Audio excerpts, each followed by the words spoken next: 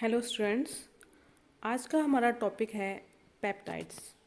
Amino acids हम पढ़ चुके हैं। नेक्स्ट है पेप्टाइड। पेप्टाइड्स क्या होते हैं? पेप्टाइड्स अमीनो एसिड्स से मिलकर बने होते हैं। अमीनो एसिड में दो प्रकार की साइट होती है, एसिडिक और बेसिक।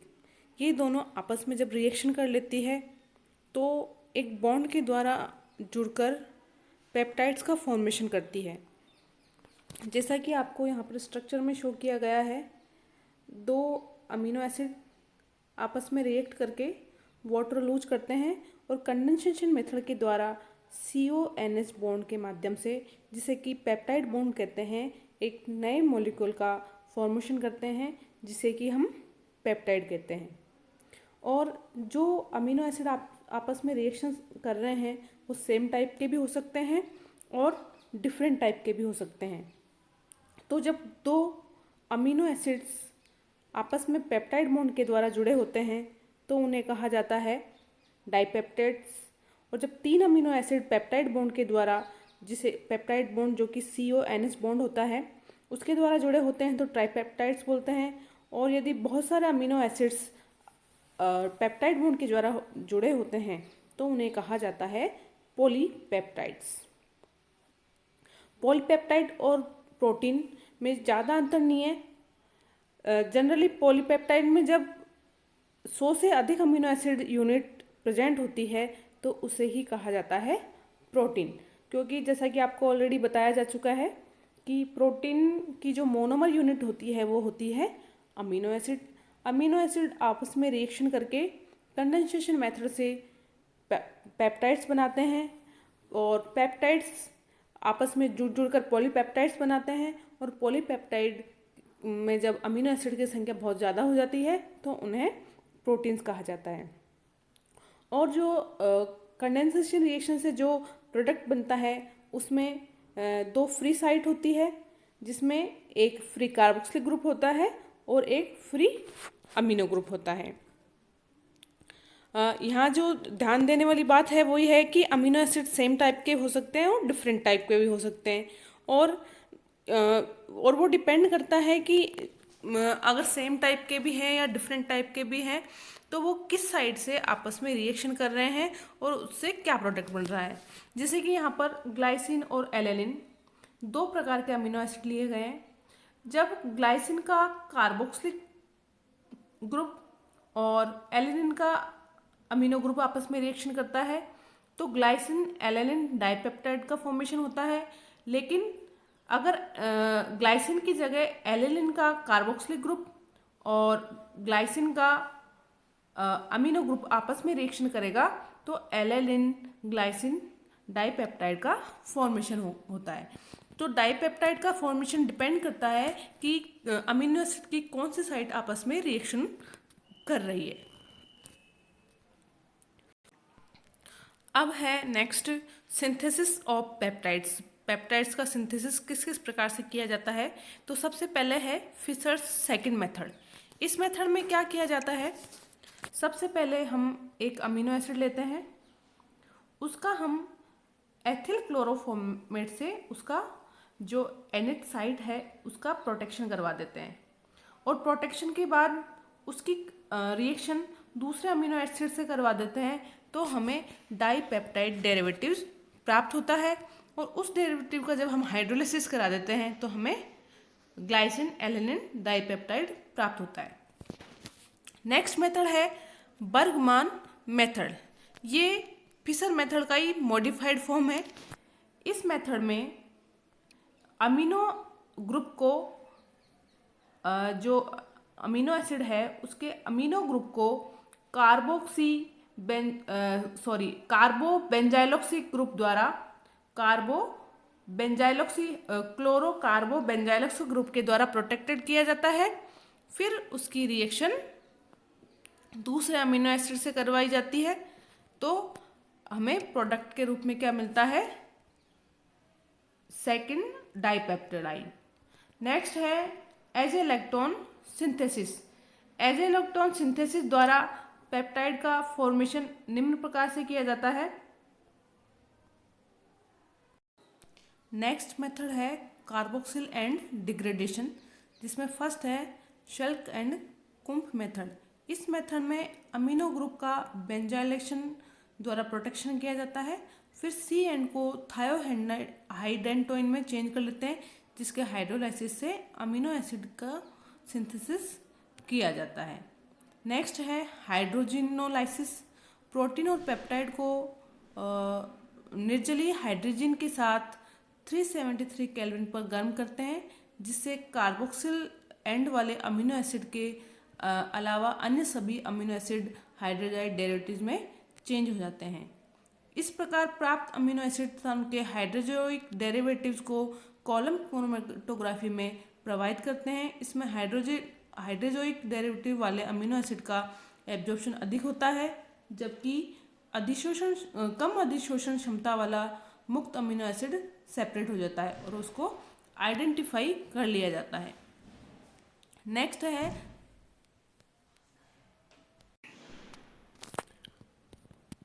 पेप्टाइड्स के बाद अब हम बात करते हैं प्रोटीन्स की। प्रोटीन नेचर में पाया जाने वाला एक हाईली कॉम्प्लेक्स कंपाउंड है, जो कि बहुत सारे अल्फा अमीनो एसिड के आपस में जुड़ने से बनता है।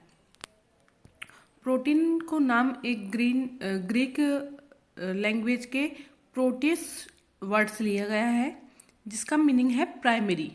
प्राइमरी से मतलब है कि प्रोटीन प्रत्येक जीव के सेल के लिए एक बेसिक बायोलॉजिकल इम्पोर्टेंस रखता है, उसका जैविक आधार है। प्लांट्स की तुलना में एनिमल्स में प्रोटीन की अधिक मात्रा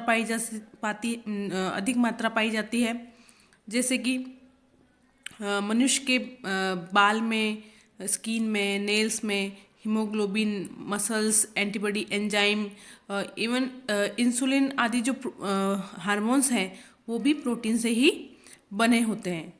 ट्विंस के अलावा किसी भी दो पर्सन का जो टिश्यू प्रोटीन है वो सेम नहीं हो सकता। अब हम बात करते हैं प्रोटीन की जनरल कैरेक्टरिस्टिक्स की। सबसे फर्स्ट, इनका जो मॉलिक्यूलर वेट है वो बहुत ही हाई होता है, क्योंकि ये पॉलीमर्स होते हैं अमीनो एसिड्स के। दूसरा, ये कलरलेस अमोर्फस होते हैं और इनका जो मेल्टिंग पॉइंट और बॉइलिंग पॉइंट है वो निश्चित नहीं होता। और कुछ प्रोटीन जैसे कि इंसुलिन ये क्रिस्टलाइन होते हैं, और जो क्रोमोप्रोटीन्स होते हैं वो ही सिर्फ कलर्ड होते हैं। Proteins generally water, alcohol, ether आदि में इंसोल्यूबल होते हैं, और कुछ प्रोटीन एसिड और बेस में स्लाइटली के जो डाइल्यूट सॉल्यूशन है उसमें सॉल्युबल होते हैं। प्रोटीन वाटर के साथ कोलाइडल सॉल्यूशन बनाते हैं, जो कि फिल्टर पेपर से तो इजीली पास आउट हो जाता है, लेकिन ये पर्चमेंट पेपर और सेमी परमेबल मेम्ब्रेन से पास आउट नहीं हो पाता। प्रोटीन में एक एंड पर एसिडिक और दूसरे पर बेसिक ग्रुप होता है, इसलिए प्रोटीन की नेचर भी अमीनो एसिड की तरह ही एम्पोलाइट होती है। प्रोटीन का अमीनो एसिड की तरह ही एक निश्चित आइसोइलेक्ट्रिक पॉइंट होता है, और इस आइसोइलेक्ट्रिक पॉइंट पर प्रोटीन बहुत ही कम सॉल्युबिलिटी शो करता है। प्रोटीन अमीनो एसिड से मिलकर बने होते हैं, और हमारी बॉडी में जो अमीनो एसिड्स पाए जाते हैं वो लिवोरोटेटरी होते हैं, क्योंकि लिवोरोटेटरी अमीनो एसिड ही बायोलॉजिकली एक्टिव होते हैं, इसलिए प्रोटीन्स भी लिवोरोटेटरी होते हैं।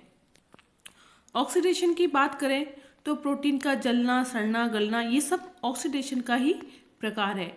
ऑक्सीडेशन होने पर protein amine, nitrogen, carbon dioxide और वाटर में कन्वर्ट हो जाता है। इसीलिए लाश के जलने या किसी भी एनिमल के सड़ने या गलने पर जो स्मेल आती है वो किसकी आती है?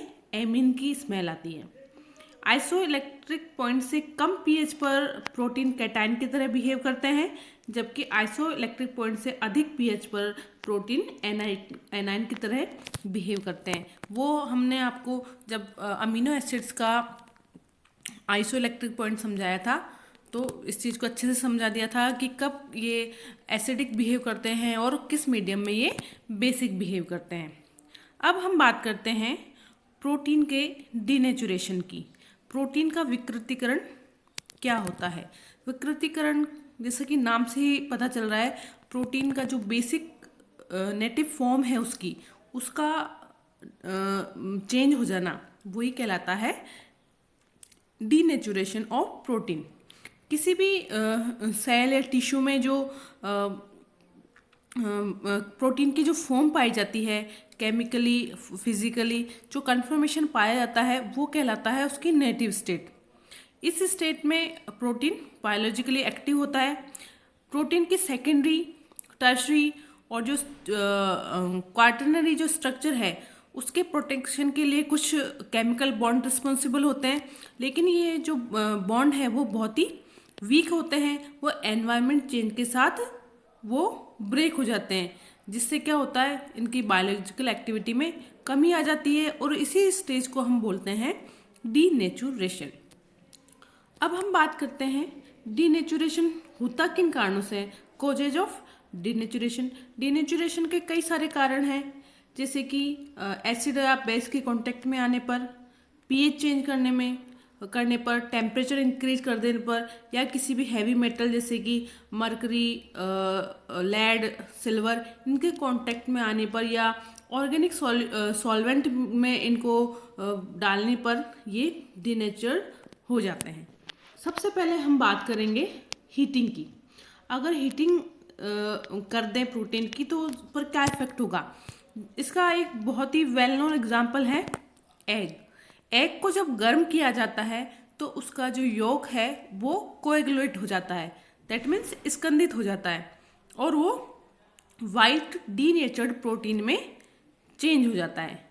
इसी प्रकार से बैक्टीरिया का जो प्रोटीन है उसे भी गर्म करके स्कंदित या कोएगुलेट किया जा सकता है। इसी वजह से हॉस्पिटल्स में ऑपरेशन या इंजेक्शन के लिए जो भी इंस्ट्रूमेंट या वो उपकरण यूज में लिए जाते हैं, उनको एक बार जल के साथ उनको बॉईल किया जाता है, जिससे उनसे जुड़े चिपके हुए जितने भी बैक्टीरिया है वो कोएगुलेट हो जाए। ये एक हीटिंग से जो डीनेचुरेशन है, इसके दोनों ही बहुत अच्छे एग्जाम्पल्स हैं। उसके बाद है फ्रॉम रेडिएशन। रेडिएशन के द्वारा भी प्रोटीन्स को कोएगुलेट किया जा सकता है। इस मेथड का यूज कैंसर के ट्रीटमेंट में प्रोटीन को कोएगुलेट करने में यूज किया जाता है। नेक्स्ट है bye organic solvent.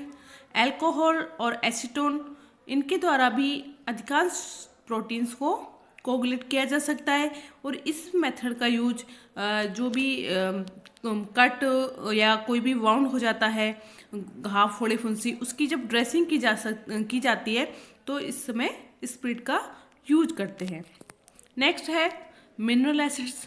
Inorganic mineral acids जैसे कि hydrochloric acid, sulphuric acid, nitric acid, इनके द्वारा भी प्रोटीन को प्रेसिपिटेट किया जा सकता है। इसका एक बहुत ही इम्पोर्टेंट और वेल नोन फेमस टेस्ट है। इसके द्वारा यूरिन में प्रेजेंट प्रोटीन का टेस्ट किया जाता है और इस टेस्ट को कहा जाता है हेलर्स रिंग टेस्ट। इस टेस्ट में क्या किया जाता है, यूरिन में जो एल्ब्यूमिन प्रेजेंट होता है उसका नाइट्रिक एसिड द्वारा प्रेसिपिटेशन किया जाता है। टेस्ट ट्यूब में यूरिन का सैंपल लेते हैं और उसमें कंसनट्रेट HNO3 मिलाते हैं। तो जिस जगह पर यूरिन और कंसनट्रेट HNO3 मिलता है, उस जगह पर उस टेस्ट ट्यूब में एक वाइट रिंग बन जाती है। वो वाइट रिंग एल्ब्यूमिन के प्रेसिपिटेट होने की वजह से बनती है। तो ये टेस्ट एल्ब्यूमिन का हेलर्स रिंग टेस्ट कहलाता है। तो ये एक इम्पॉर्टेंट क्वेश्चन है जो कि आपसे पूछा जा सकता है, हेलर्स रिंग टेस्ट क्या होता है। ठीक है, नेक्स्ट हम आगे बढ़ते हैं bye heavy metals. Heavy metals जैसे कि inorganic mineral acids, mercury chloride, silver nitrate, ये भी प्रोटीन को प्रेसिपिटेट कर सकते हैं। इसी वजह से आपने सुना होगा कि कई सारी मेटल्स या मेटल साल्ट बॉडी के लिए पॉइजनस बिहेव करते हैं, और इसी वजह से ये बॉडी के प्रोटीन को प्रेसिपिटेट कर देते हैं, जिससे मनुष्य की डेथ तक भी हो जाती है। नेक्स्ट है सिग्निफिकेंस ऑफ डीनेचुरेशन।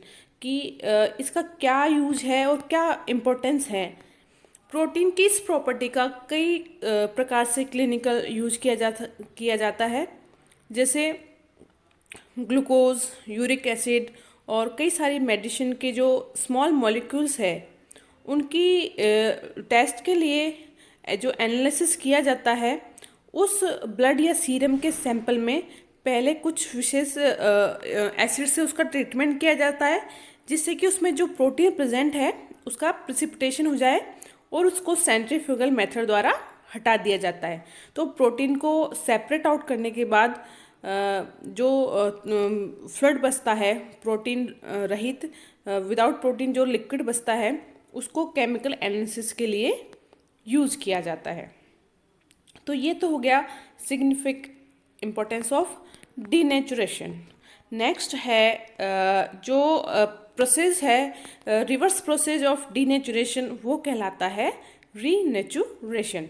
इसका एग्जाम्पल है, जैसे हम किसी भी प्रोटीन को गर्म करते हैं तो वो विकृतीकृत हो जाता है, मतलब कि डीनेचुरेट हो जाता है। लेकिन जब हम इसे धीरे धीरे ठंडा करेंगे, या इस मेथड को बोलते हैं अनुशीलन या एनेलिंग। एनेलिंग इस प्रोसेस से वो पुनः प्रकृतिकरण, दैट मीन्स रीनेचुरेशन उसका हो जाता है। तो डीनेचुरेशन और रीनेचुरेशन एक दूसरे के अपोजिट प्रोसेस है। ठीक है, तो ये तो हो गई बात प्रोटीन की, प्रोटीन के कैरेक्टरिस्टिक प्रॉपर्टीज़ की और उसके डीनेचुरेशन की और उसके यूजेस की। अब हम नेक्स्ट वीडियो में प्रोटीन्स का क्लासिफिकेशन डिस्कस करेंगे।